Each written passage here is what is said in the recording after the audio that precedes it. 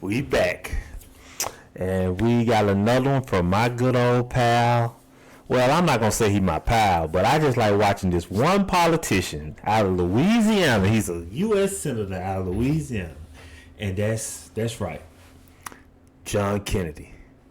He always got some. He's a straight shooter, so he says, and he always got a good sound bite. And let's see what he's talking about now. This video is called "It's Cool Having a President Again." It's cool having a president again. Let's see what he's talking about. Old Kennedy. All right, President Trump is working to save you, the American taxpayer, a lot of money and cut government waste, fraud, abuse. Today, Elon Musk, he announced that he and President Trump are moving to dismantle U.S. aid, which costs tens of billions of dollars, taxpayer dollars every year, and has been a hotbed of corruption, fraud allegations, the advancement of all things radical left for decades. So how do they spend your tax dollars? You should be interested. Yeah. Look at this tweet from Missouri Senator Eric Schmidt.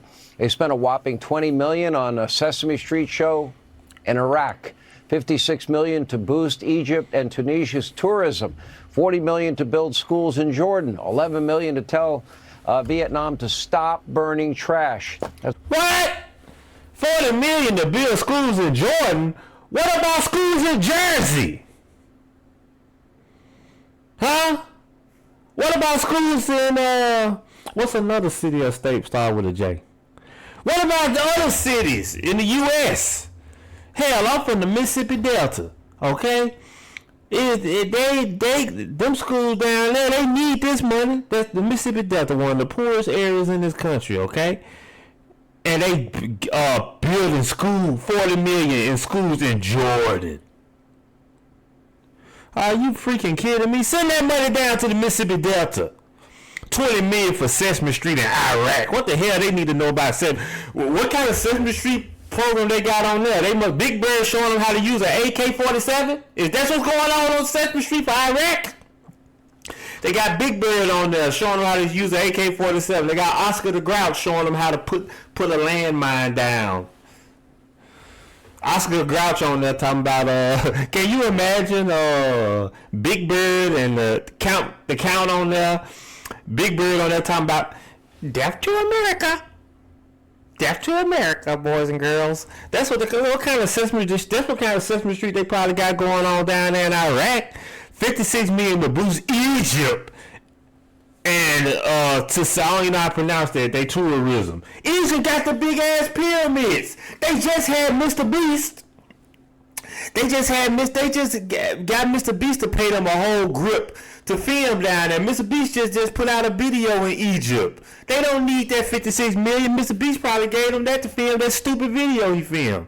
That goofy ass video he filmed where they were going all into the pyramids of Gaza and all that. $150K for Korean kids to visit DC. What the fuck they need to? What the hell them damn Korean kids need to come to DC for?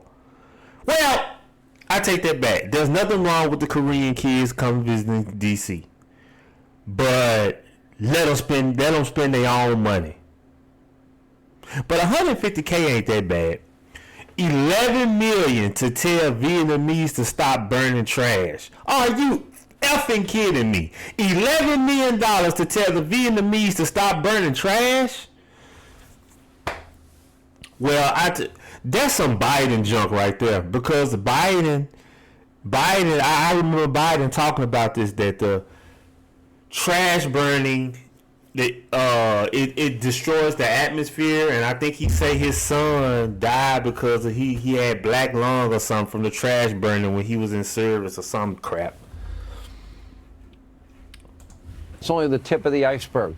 They also spent your money to advance DEI in Serbia's workplaces, produce a DEI musical in Ireland, a transgender opera in Colombia, a transgender comic book. I can't even tell you this and not laugh. And the list goes on and on. Meanwhile, Louisiana Senator, our friend John Kennedy, is also working to save your money. He introduced a new bipartisan bill last week to end all government payments to deceased Americans. That'd be a good idea. Yeah. Here now, Senator Kennedy, Louisiana. Congratulations, Super Bowl. All eyes on New Orleans and your great state, sir. Congratulations. Thank you, Sean. Let me say first, Sean, that it's kind of cool having a president again. Let me try to put all this in context for you. I like omelets. I mean, I really like omelets. I could eat an omelet at every meal. Okay. I like omelets better than sex. Not really, but you get the point. I like omelets. You can't make an omelet without breaking some eggs. Now, President Trump ran for office saying, I'm going to review every single penny in the federal budget. Now, how are you going to review the spending in the federal budget without reviewing the spending? And that's what Mr. Musk is doing. Now, many of my Democratic colleagues and some of the tofu-eating wokarati at the USAID are screaming like they're part of a prison riot because they don't want us reviewing the spending. But that's all Mr. Musk is doing, and he's finding some pretty interesting stuff. To my friends who are upset, I would say with respect, call somebody who cares. They better get used to this. It's USAID today. It's going to be Department of Education tomorrow. And really, here's what's going on. For 4 years under President Biden. My thing is, I see that they keep talking about the Department of Education. My thing is, look at the pause I got on Kennedy. He look like an old man with no teeth. But my thing is, okay, if you dismantle the Department of Education, what are you going to replace it with? You got to replace something. I mean, yes, each state can have control over how they want to do their education or whatever, but the government, there still needs to be a government entity that kind of oversees the education system throughout America. I feel like it is, but I need somebody help me in the comment, like, what started the department? Who started the Department of Education? Was it the Rockefellers or somebody that started the Department of Education? I know J.J. Rockefeller, he's the one that started the whole 9-to-5 working thing. And I think he started the school system. Where you model the school system after jobs. Think about it. You get up early in the morning, you go to school. You go to school probably, 8 a.m.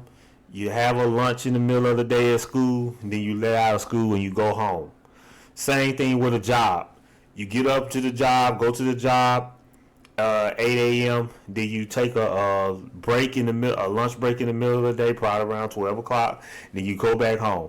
If I remember correctly, J.J. Rockefeller one came up with that model of the school system and the work system, like having people, getting people trained for jobs. That's why they set the school system up that we have today. That's why it's set up like that. So anyway, I digress, but the people in charge ask one simple question. Who needs to pay more in taxes? Who needs to pay more in taxes? Well, that's not the question that the Republicans and President Trump are going to ask. Our question is, what the hell happened to the money? And that's all that's going on. $520 million for consultant-driven ESG investments in Africa, $45 million to DEI scholarships in Burma. Why are your Democratic colleagues seemingly more freaked out about cutting U.S. aid? This is our money. Do you know how much $1 million is? 520? I mean, we're spending hundreds of millions of dollars over the years on this madness. What are they thinking? We have $40 trillion in debt. If you notice, my Democratic colleagues and the USAID officials, they're not defending the spending. All they're talking about is process. oh, it's an insurrection, and Elon Musk doesn't have the authority. Well, sure he has the authority. The president gave it to him. And all he's doing is looking at the spending, just what the president said he was going to appoint Musk to do. Here's what I hope Rubio and Musk do. I would put together all this absurd spending into a booklet. I'd call a press conference, and in front of God and country and the corporate media and the USAID folks and my Democratic colleagues, I'd go over it, item by item by item, every bit of it. The DEI comic books, the transgender operas, the funding of gain-of-function research. I'd go over every bit of it and say, now, do you want to defend this? And they won't. They can't.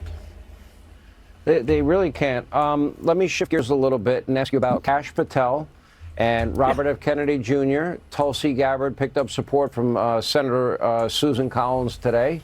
Do you believe, after speaking with your colleagues, that Republicans will hold the line and give the president the cabinet he's requested? Yeah, I do. I mean, I haven't done what we call a whip count and talked to every particular senator, but we're together every day and you kind of get a feel for things. And I think in only 4 or 5 instances have presidents of a particular party not had senators of the same party support his nominees, and I don't think that's going to change this time. I'm not sure. I mean, if there were one person I would say is sort of on the bubble, and I don't want to overstate this, it's Ms. Gabbard. But I saw today where Senator Collins is going to support her, and that will probably be enough. That's my best guess at this point. I don't tell my colleagues how to vote, Sean. I tell them to follow their heart, but take their brain with them. Now, you don't want to revise and extend those remarks, do you, about your omelet? No, it's not. Omelets aren't better than sex, but you get the point. I like omelets, man. Did I mention that I like omelets? Apparently. All right, we appreciate you being with us, Senator Kennedy.